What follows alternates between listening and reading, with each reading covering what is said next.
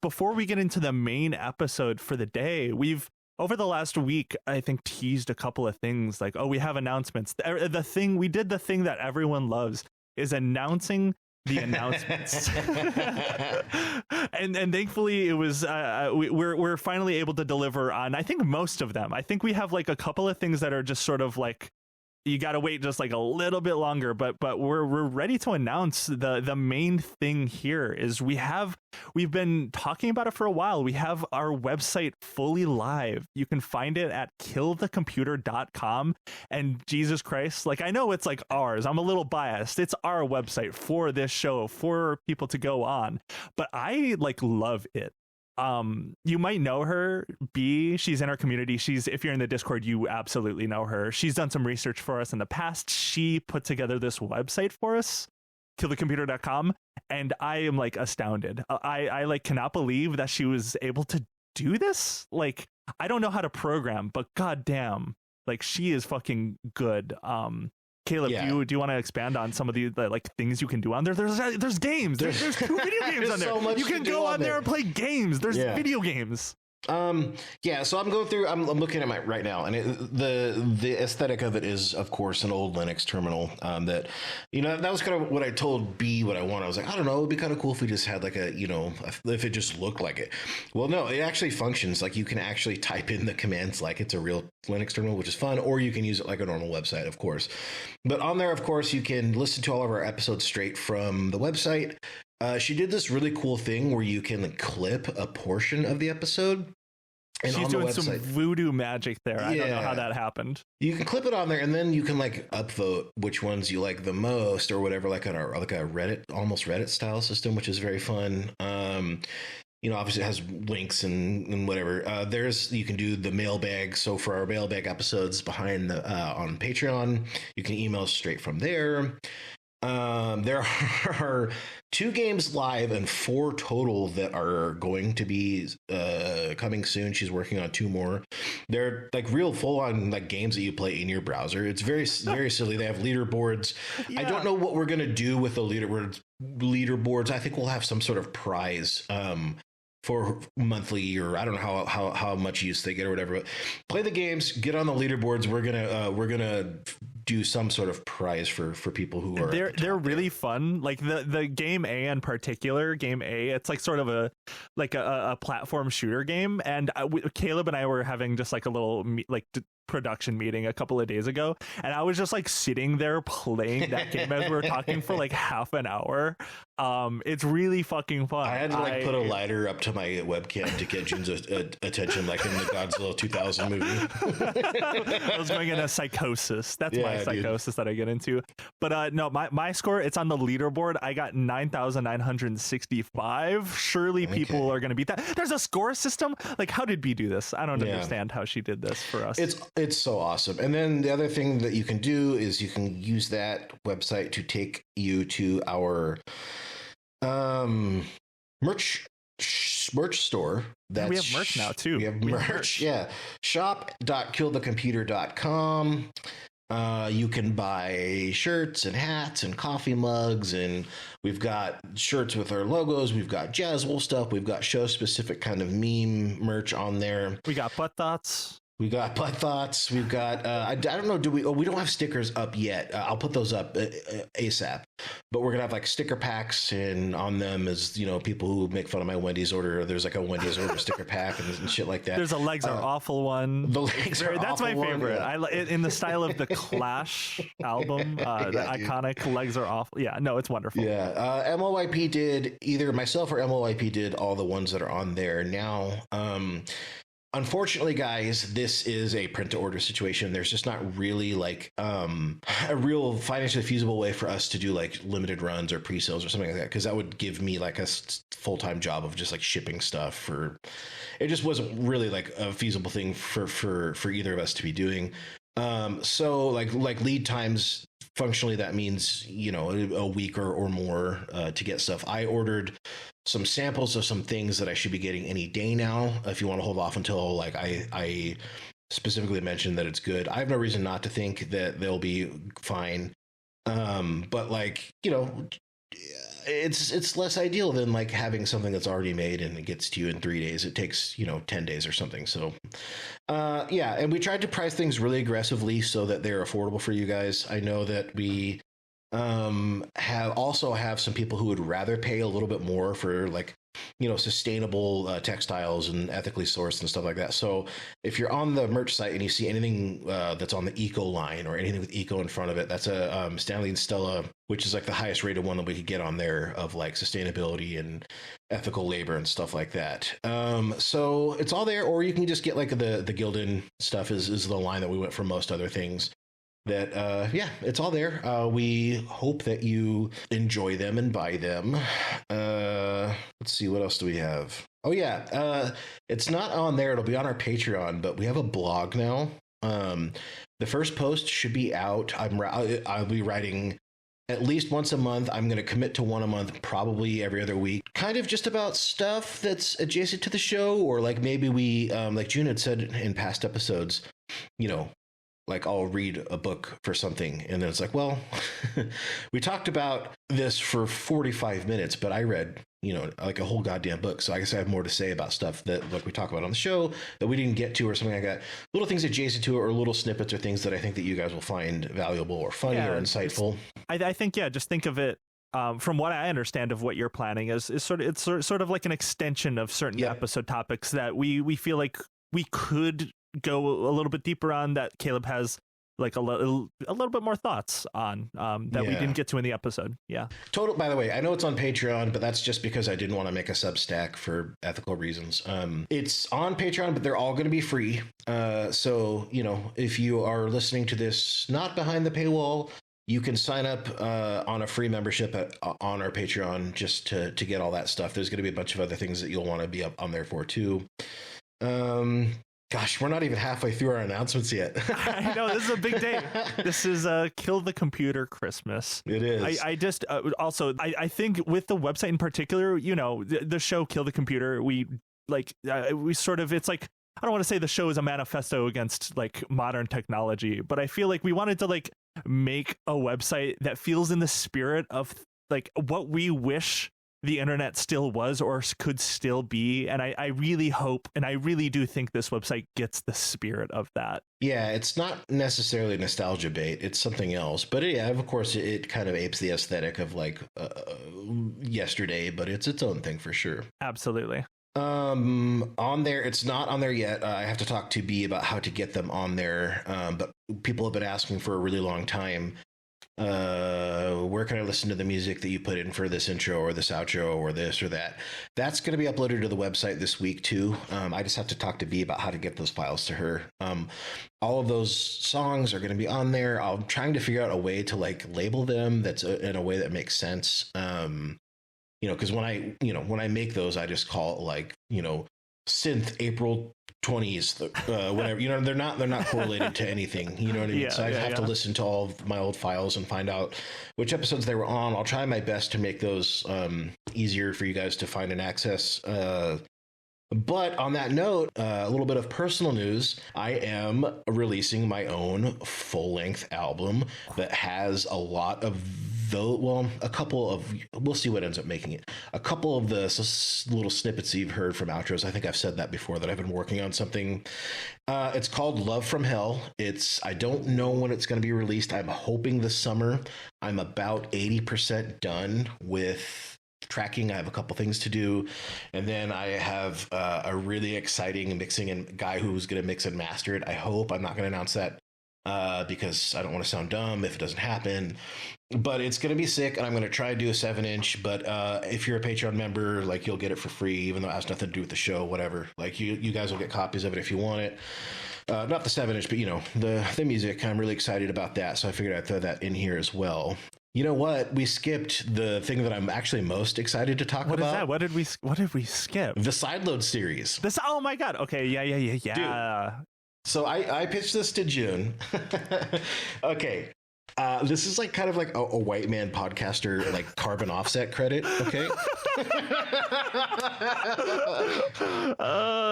we're this is think of this show as Andreessen Horowitz for podcasting. Yeah, a podcast incubator, if you will. So if you've ever but I'm being serious though, like if you've ever wanted to do a podcast, but maybe you didn't know how technically to do it, how to record it, how to mix it. You didn't have the gear, you didn't have a built-in audience. There's a million reasons like why people don't, even if they like, especially the people that do actually have like really interesting stories or insights or things to say. Well, we want to have you record a podcast and we want to put it on our feed. What we're going to do is we're going to have you pitch us, mail it, kill the computer with your idea. And we're going to talk about this more as we go. And the idea is this, like maybe it's a 4-run episode. Maybe it's just you have one really cool story that you met somebody famous and it's whatever. You could be an ecologist that you have this thing that you want to talk about. I don't know. You could be anybody who just wants to tell a story. Well, if we like your story, we will send you microphones and the gear to edit it. We will get you a theme song if I have to make it myself. So be it. If you want to use your own, fine. I'll edit it for you. We will do a limited run. We'll put it on our Patreon. And then at the end of it, you take all your episodes and start your own. And hopefully that you have a little bit of a built-in audience. And the thing is we're going to pay you per episode. So that way it's, something that you are being paid for your labor. Again, if that's something that you are interested in, hit us with a pitch at mail@killthecomputer.com. I'm really excited about this. The only thing that I would say is, oh boy, I have no idea how many pitches we're going to get. Yeah, I think this is like fairly ambitious on our end. Yeah. So it's probably going to take some time for us to like get what this becomes off the ground. So I think expect this. Send pitches, send ideas, but don't expect this like next week, of course. Totally. Like this is going to be like a long. This is going to be a long-term ongoing thing. And also what I would say is like, please don't be upset if we don't pick yours. Like I don't know. We may get hundreds of these things. I have no idea what the response is going to be to this. I really don't. But like, if you are a friend of ours, understand that that's not the avenue to, like if you were mutuals and you're like, oh, I bet I could get, hey, Caleb, I have this idea. June, I have this idea. That's not who this is really for. We want somebody who doesn't have, especially if you don't have followers, if you don't have an audience, but you have somebody who like otherwise wouldn't be able to get something off the ground. That's who we really want to hear from. And again, it could be anything funny. It could be personal. It could be anything that you think you want to put out there. We want to hear about it. We'll pay you. We'll purchase the gear. We'll do the whole thing. But again, just, obviously that's not going to be a huge revenue stream for us or anything. So we have to be kind of selective about who we pick and how many we do. It's going to be an ongoing thing that we have, I hope, depending on what kind of, pitches we get. We're just constantly doing one alongside of all the other stuff that we're doing behind the paywall. I'm really excited about this, guys. So please don't feel like any idea is too big or too small. Like I have no idea what this is going to look like. I just want to do it because I don't know. I'll be like completely honest. I get to do this because of luck, right? The fact of the matter is a certain amount of people got audiences, because when COVID happened, lockdowns, certain people blew up for just dumb things. I know for a fact that there are thousands of people who are funnier than me, smarter than me, more insightful than me, who have no audience. And I think that it's like criminal. I've mutuals with a lot of them. Some of these people are my friends. And so I think about that a lot. And it's like, well, like, why the fuck why did nobody ever like listen to me? So that's what this is about. I just want some of the people that I see out there that are so fucking talented and smart and funny and thoughtful. I know that there are just thousands of you, hundreds of you that I'm mutuals with, like that would be so good for something like this. I mean, there's so much. It's like there's so much talent out there, and that's sort of the horrible thing about like the current like just ecosystem, the world of algorithms that we live in is like there is just like. There is just some people with genius fucking ideas that will just due to whatever fucking circumstances it will never see the light of day. They didn't corral a bunch of perverts to buy a Switch, you know what I mean, in 2000, you know what I mean, like it just, or like didn't say goblin mode for exactly. Didn't do the Snickers dick fan thing. Like we're here, like it's a kaleidoscope how this ends up happening, right? So that's what this is about. I just like, you know, if you already do have followers, that won't necessarily be a point against you or anything, but just understand that's not really what this is for. It's like, you know, just for anybody. So it's called the Sideload series. Stay tuned for that. I have a document that goes in this more in depth that we're going to be posting on our socials, you know, about how it's going to work, but just understand that's something that's going to be slow moving, but it's something that I'm incredibly excited about doing. Okay, what else do we got? There's so much. This is gonna be the longest intro episode we've ever done. I was like, oh yeah, we'll get it done in like 4 minutes. We're going on like 14 minutes or something right now. What else do we got? Yeah, I mean, whatever. Some quick ones. We're going to be launching an Instagram and a TikTok and doing clips because unfortunately, that's the hellscape that that's how you have to grow your show. Is, you know, you've come across a clip and a third party has posted. Have you seen the scandals around that where creators, by the way, are paying third parties to like post a clip? We won't do that, guys. We're going to post our own, but we are going to have clips. I watched this fascinating breakdown of how Kick. We should maybe even do an episode about how people on Kick, the Kick industry, like the streaming service, does that. It's sort of weaponizing algorithms. Yeah, somebody emailed us with a tip on that like last week of like, hey, I just did a lot of research. We should maybe talk about that in an episode very soon. Totally. Well, we'll be just, you know, doing our own stuff. We're going to be on it. It'll be in our link tree, just Instagram and TikTok. And the last thing that I got is my other show, 60-Minute Drill, with Arif and Ed. I won't say which publication it is because it's not final yet, but we're coming back and it's going to be, I don't know if it's even going to be the same name. It's so like, we're still working on, but like Arif, Ed, and I are going to be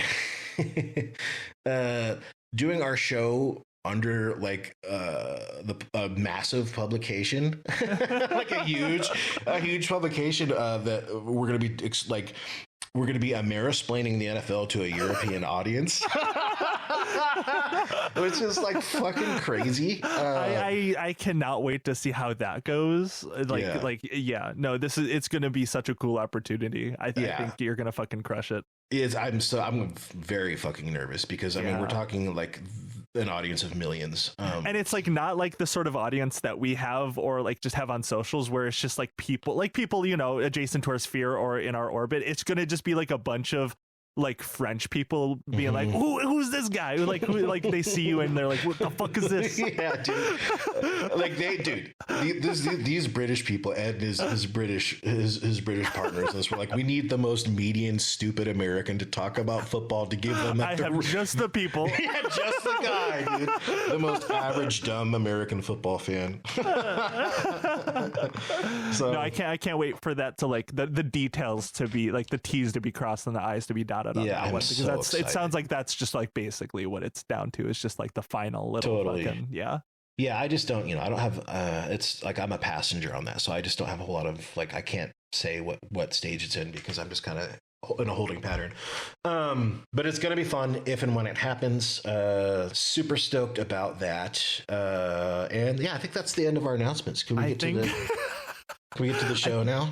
I think our 20-minute announcement period is over. This is why we just gotta slow drip stuff because we'll do like one big announcement. Like this one was one of those things where it's like we couldn't really do it. Like it all is sort of like the website was like the load bearing thing. But go check out, before we get into the main episode, go check out our really new, like really cool website that we have, killthecomputer.com. I'm so proud of it. I'm so happy with the website. I think you should go play game A and beat my score. Yeah. All right, here we go. Thanks, guys.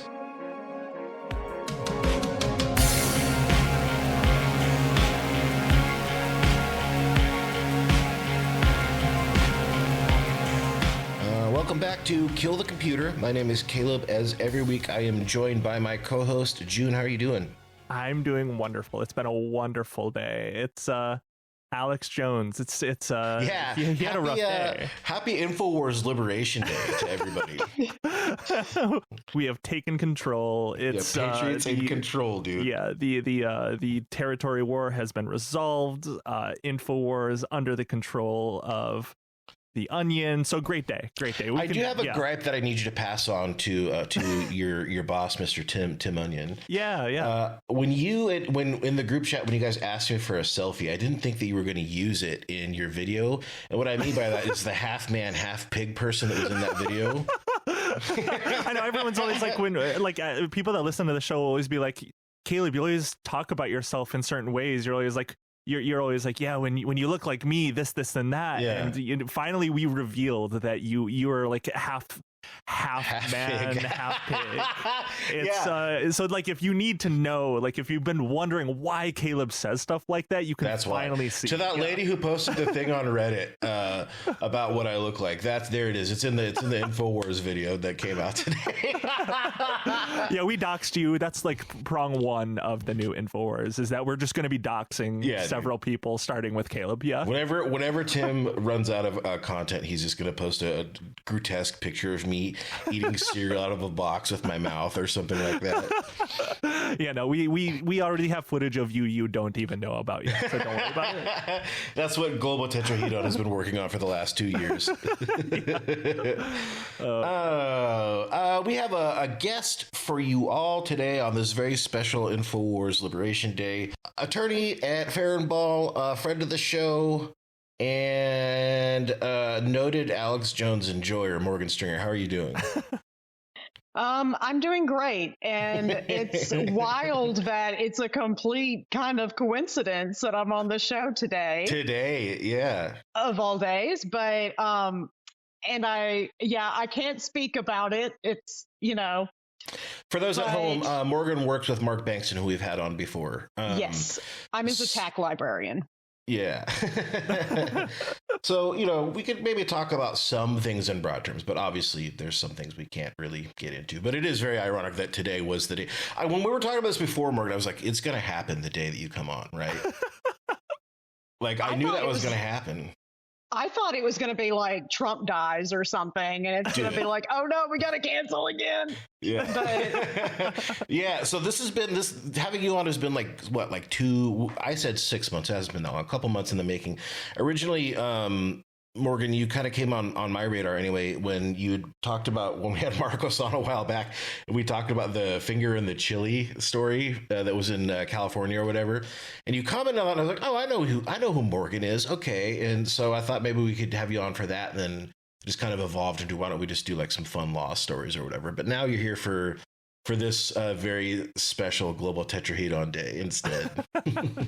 Yeah, I am. I can say, though, that at the firm, we're pleased. Also, Mark Bankston sends his regards. Yeah, dude. Love to hear it.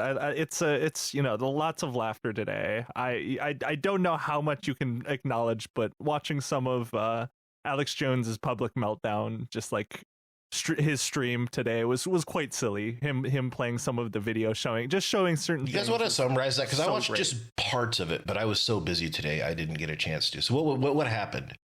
So he just sort of, it's interesting. He wasn't as he didn't melt down quite as much as he did like the first time this was announced to be underway. But he sort of, from what I saw, I didn't watch the whole thing, but he printed out the New York Times story and just read straight from it. It's really funny. There was really great shots of him just like the camera down on his desk, and he's like using his finger to read along on the article. He uses a finger reader, which I respect that. Yeah, really, really great. And then he just showed. I saw that he accidentally posted some of his legal documents in that over the top shot. Oh, I didn't see that. I don't know. Interrogatories or something. I don't know. Something was like, oh, that might not need to be in that shot. So I don't know if Morgan can say anything. Yeah. Lip seal. Yeah, I saw that and I was like, Jesus Christ, this guy can't stop fucking up. It's so sick. Yeah, I think, great day. There will be a lot more of this to come eventually. I think we should get in territory that Morgan can speak on, can have statements on right now. Okay. But yeah, I can say too that there will be a hearing related to this and the receiver later on at the end of a month. So we hopefully will be able to say more then, but I can say that we're at the firm, we're pleased. We're really pleased that the Onion was able to get this through. I would imagine. That's all I can say. Yeah, and since you can't say, I will just assume that you were happy with the comments that Mr. Jones made about the judge and calling the jury's names, and that's conduct that a person who's looking to win a trial usually engages in. I would say, I don't know. I don't have a law degree, so I could be wrong. I'm gonna, on my limited single environmental law class, nothing to do with this law. I think it's probably looking all right. I think it's looking interesting. I think it'll be there will be developments, as I think there will be joyous news. Hopefully. Is he going to go back on Timcast? Oh God, that was so embarrassing. Yeah, Caleb. When you texted me about that, I was on a trip, and I was. Just that Timcast interview, for people who didn't see it, he was like really fucking wasted. He was wasted. Alex Jones was while on Tim Pool's show, and it was astounding. I really want to know why no one stopped him. He was like Wisconsin drunk, and I know what that means, Jude. Oh yeah. There's drunk, and then there's Wisconsin drunk, and that might even be like Super Saiyan 2. Like he was Alex Jones on Timcast drunk. I don't know, man. He said the website was going away, I believe, on that stream, and Tim was like, "Oh, that's really bad news, man." Like completely taken aback by this, and he's like, "I have health problems, I'm dying, but we're still winning," or whatever. It's like, what are you talking about? I can talk about this since it's like a public commentary, but I will say that the part that cracked me up the most was when Tim had to, because he had to acknowledge it, because of the stream going. He knew he shouldn't, but had to. And so he was like, "Oh yeah, we gave him a Topo Chico. He's drinking that." And then somebody else says, "Yeah, now he is." And it was just like perfect comedic timing on accident, like, because it was, oh my God, that was a mess. I thought they were all going to get out jars of moonshine and start singing Simple Man or something. Like, I was like, where is this going? But yeah, more developments to come. Watch this space. Watch the internet. Just keep Isn't there a viewing Topo those Chico URLs. shortage going on? How did he get one at that time? I don't know. Is there a shortage? Insiders. How is there a Topo Chico shortage? What are you talking about? Because like the water supply in Mexico is like, there's like logistic issues or something. There was like some, I don't know. I was going to Google it. The sparkling water springs are drying up. Yeah. Oh my God. Yeah. The sparkling water trees are running dry. I don't know. Yeah. I Googled it. I saw my phone told me I looked this up 2 weeks ago. And I don't remember. I can't retain information longer than 2 weeks, I guess. Okay. We have got a couple of fun legal news things or just happenings or we're going to get some commentary on. The first story in the document is, and this isn't really a story. This was from it's like an industry publication, like what's it called, bigger law firm or something.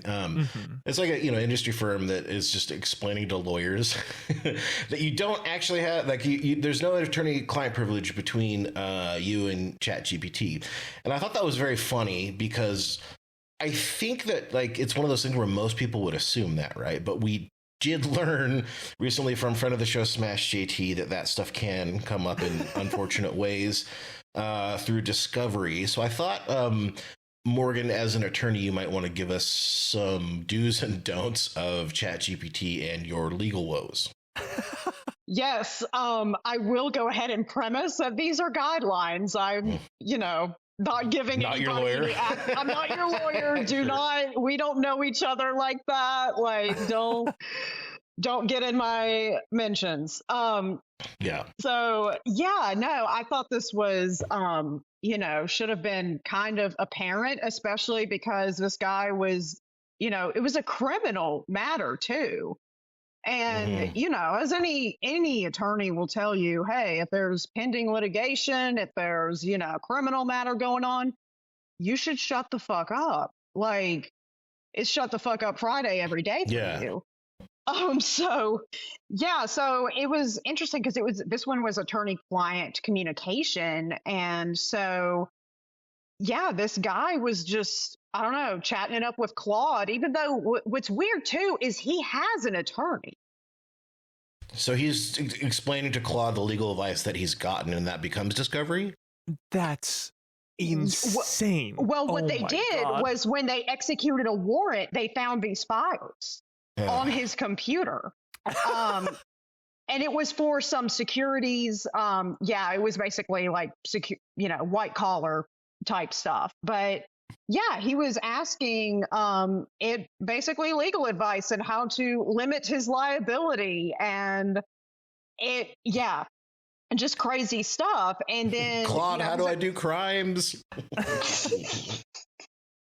It was wild. And so then of course they find all this, and then his attorney is like, oh, well, these are attorney-client communications. This is also work product, which is another thing. Like, so if I make notes about, say, my legal strategy or something, then that's my work product, right? So that's privileged, that's protected. Not that you could read my handwriting on my notes anyway, but so he was just chatting it up with Claude, having himself a big time. And they were like, okay, well, this is attorney-client privilege. And the judge says, no, it's not, because also if you look at the privacy policy of Claude, it says, hey, we can use your inputs to train our AI models. Wow. And and he was like, and you're using a third party that is not your attorney.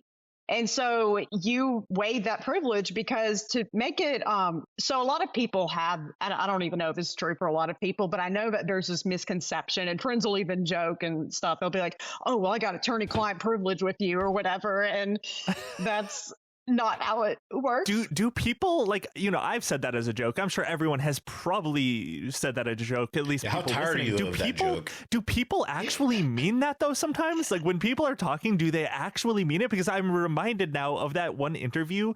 This isn't attorney-client specifically, but it was a case of saying like they were talking to a journalist and they're like, this isn't on the record, and they're like, no, it is, and they're like, no, that wasn't on the record. They're like, no, that's not how this works. Actually, it's like I feel like people don't understand how any of this stuff works. I do feel like that to a degree, but most people are, joking when they're taking it that, literally. But I feel like they think that anything they say, like if they go to an attorney and they ask them like, hey, can you give me some business advice or whatever, like not really covered unless it is. So it has to also be between a lawyer and a client. So there has to be a client attorney relationship there. And obviously. So it is the Saul Goodman thing where you have to slip them a $5 or whatever. Or they can be perspective. They can be, like, hey, I've got this issue and, maybe you haven't agreed to represent them. But, obviously anything they say to me in trying to obtain representation would be privileged. So, and there are exceptions, which, some of those are like, you can't come to me and ask me, hey, how do I do crimes? I'm not allowed to help people do crimes or fraud or any of that. How about also this in DC. This is a really dumb question. I'm so sorry to even waste your time with it, but I always wondered if this was true. In The Sopranos, where Tony goes and he meets with like every good like divorce attorney, and so Carmela can't use them. Is that real? So, that I have heard that like, and that's a, common trope of like, oh, well, I've got attorney-client privilege with everybody, but the courts will frown upon it. If you're doing it just for that reason, because it has to be seriously for legal advice, right? That's what the purpose has to be. It has to be either I'm giving, you're seeking or you're obtaining legal advice. And it also has to be kept confidential and intended to be a reasonable person would expect to be confidential. Like if I have a paralegal on the call or something, that's fine, right? Because it's for the legal representation. Now, if I've got somebody's like, fail son that's decided to join the call for whatever reason, then you could say, well, it's waived. And it's the client's to waive, not mine. But if a client goes around and, writes a Facebook post and saying, here is what my lawyer said, then that you've waived the privilege. You can, if you disclose it, or you can agree to waive it. And in a sense, that's what this guy did with Claude, is he waived it by. Well, the judge pointed out in his ruling that, communications between attorney-client privilege applies between counsel and a client, and Claude's not a lawyer. I found it so fascinating that people are treating AI and like chatbots in particular as like a real guy a lot of the time. I mean, like people obviously have like married AI and like have like full-on conversations with AI. But like specifically, Caleb, you mentioned that Smash GT scenario before. It's like they actually are talking to these chatbots as if they are real lawyers. Like they are like actually my favorite part about the getting Smash legal GT advice. one, was he was like, my lawyer has abandoned me, frowny face, or whatever. And then it came up in the case. It came up. It's so God. these people. Like why can people understand that Google searching things or just like having like files or different things on their computers are like could be used in cases, but is it just that AI is so new and people just don't quite understand what AI is yet? Like it's a glorified, like LLMs are like glorified search engines essentially. And like I guess people I think I've noticed this thing. I don't know if you guys have noticed this thing where I think I maybe mentioned this recently, one of the last times we talked about AI, but like people will always talk about in replies. Specifically, I saw in some of Husk's videos, the AI guy, where he like talks to the chatbots, and they'll always be like, "Why is it lying?" And it's like, well, it's not like lying in the way that humans lie. That's not like how that works. It like doesn't choose to do. Some of his videos are funny, but he does. It's like kind of exhausting at a certain point. It's like, come on, man, like you know how this works. But he did get like 1 million followers from that, so good for him. Yeah, I did also note. Oh, well, I was going to say one of the funniest things was in the court's order. It said that, well, we know it's not a lawyer because when the government, they apparently asked Claude, hey, can you give legal advice? I guess to see, what this, what bolster their argument that it's not a lawyer. And Claude told them, I'm not a lawyer and cannot provide formal legal advice or recommendations. Oh my God. And it recommended that the user should consult with a qualified attorney who can properly assess your specific circumstances.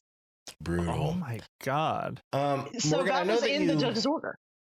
I know that you know about this case because we talked about it a little bit, but it's not in our notes because I didn't really have time to read enough about it to sound even passably smart. But it's ChatGPT that's being sued for this very reason, right? It's the Nippon case.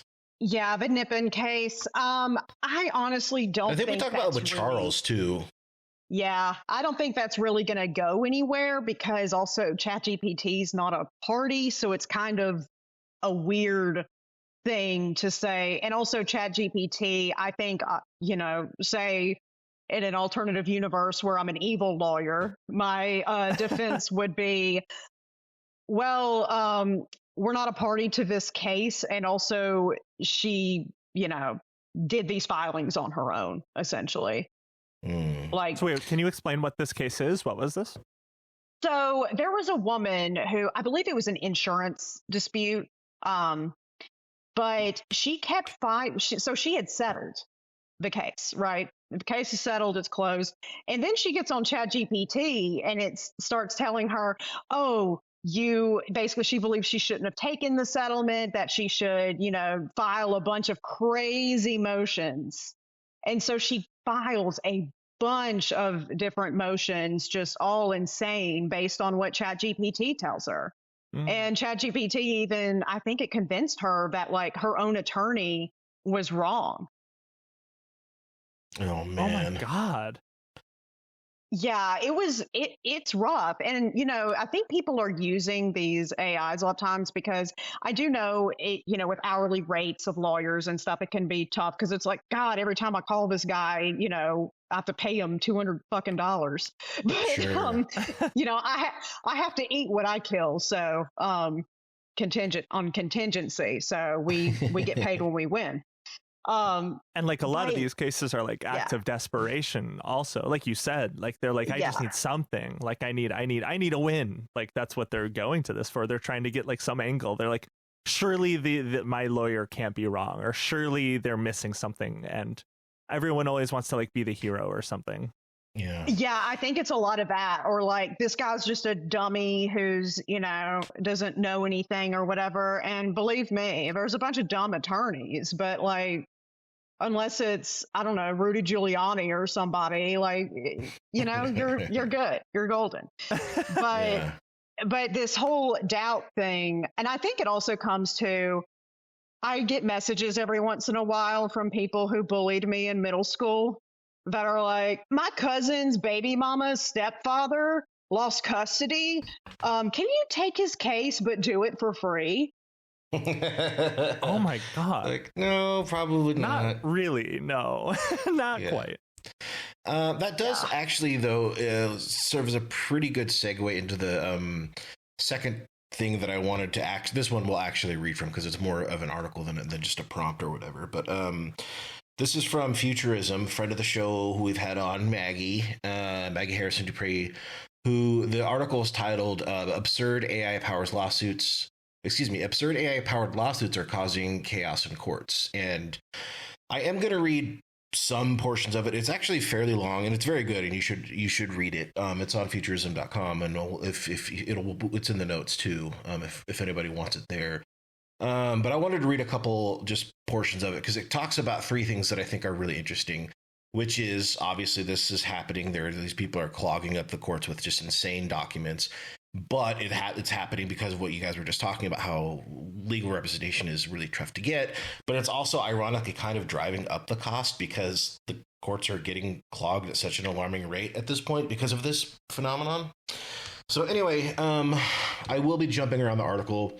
I will try to note when I do so. The drama started back in early 2025. A married couple in Florida was late on HOA fees totaling a few $100s.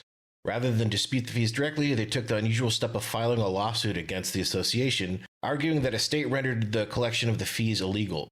They opted to represent themselves and took their fight to court pro se in attorney lingo with the help of generative AI, which they used to draft an increasingly bizarre barrage of legal paperwork. The article continues. The husband and wife duo was using AI to churn out virtually unlimited new accusations and legalese, resulting in a dizzying flood of AI-generated court documents. And as hundreds of pages of AI-generated material piled up, the attorney we spoke to recalled the plaintiff's claims grew increasingly wild. Within weeks of filing the suit, what had started as a minor dispute devolved into bombastic claims that read less like housing law and more like a screenplay. The HOA and lawyers were together involved in a sprawling RICO conspiracy to defraud homeowners, the plaintiffs alleged, and needed to be held to account by federal investigators. So, Jesus Christ. Not Rico. yeah. I feel like Listen, also I hate HOAs too, but come on. They unleashed a Rico is warrior the here. thing. Yeah. Oh my fucking God.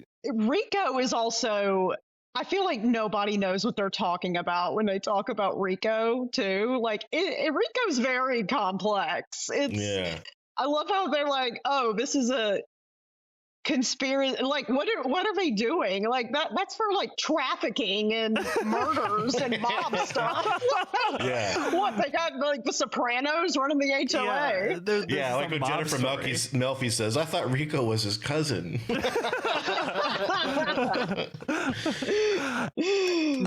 So we have the basic premise of what the problem is there. The article jumps a little bit to another part because there's, like, again, three things I wanted to hit, and this is not congruent. But The burden shifts over to who you're suing to have to rebut everything and actually litigate against you and do an enormous amount of work, observed another attorney who works for local government on the West Coast. His office, he told us, has been struggling to keep up with a wave of AI-generated legal actions and correspondence from locals. All this time adds up.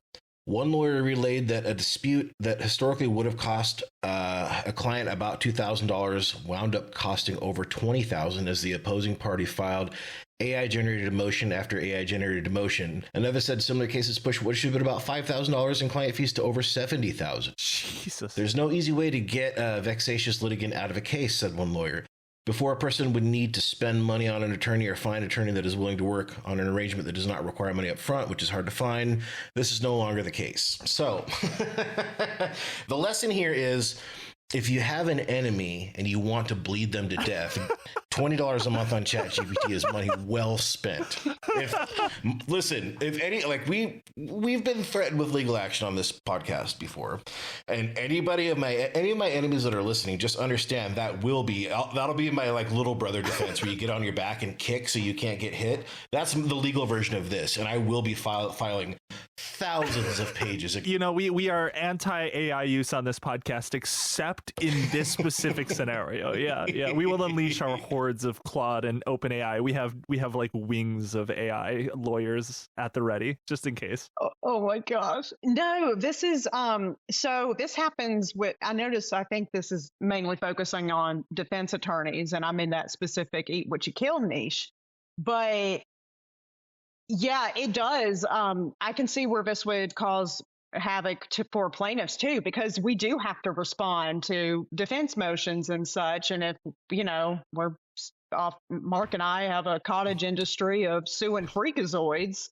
So I'm really hoping I don't run into this, because it's harder a lot of times to respond to a really dumb motion.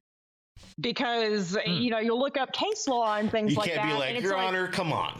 Yeah, and it's like, this is so dumb. The Supreme Court of Texas hasn't, even addressed this issue, because it's just so dumb. And you would think it would be so obvious. They're not going to waste their time talking about sovereign citizen bullshit.